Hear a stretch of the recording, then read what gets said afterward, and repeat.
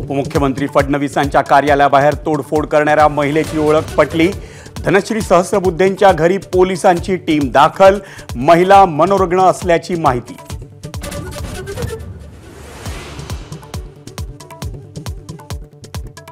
एखादी बहीण उद्विग्न झाली असेल तर कारण समजून घेऊ, व्यथा दूर करू। कुणी जाणीवपूर्वक केलं असेल तर तेही समजून घेऊ।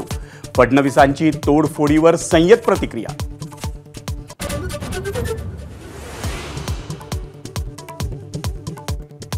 मुंबई विद्यापीठाच्या सिनेटच्या निवडणुकीत युवा सेनेची बाजी। 8 उमेदवार विजयी।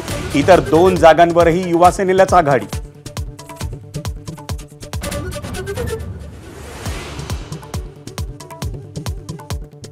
केंद्रीय निवडणूक आयोग मुख्य सचिवांवर नाराज। 3 वेळा पत्र पाठवूनही निवडणूकपूर्व बदल्यांचा अहवाल न दिल्यानं संताप। स्पष्टीकरण देण्याचे निर्देश।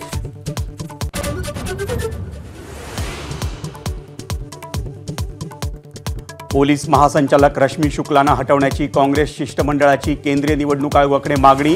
तर शिंदे गटाकडून निवडणुका एकाच टप्प्यात घेण्याची मागणी।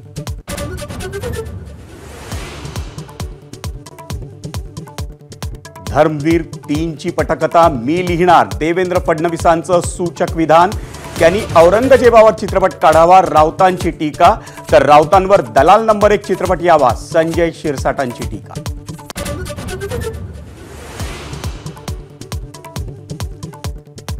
भाजपच्या जाहीरनाम्याची झेरॉक्स एबीपी माझाच्या हाती। काँग्रेसच्या काळातल्या अपूर्ण प्रकल्पांचा पंचनामा भाजपच्या जाहीरनाम्यातून करणार। एबीपी माझा, उघडा डोळे बघा नीट।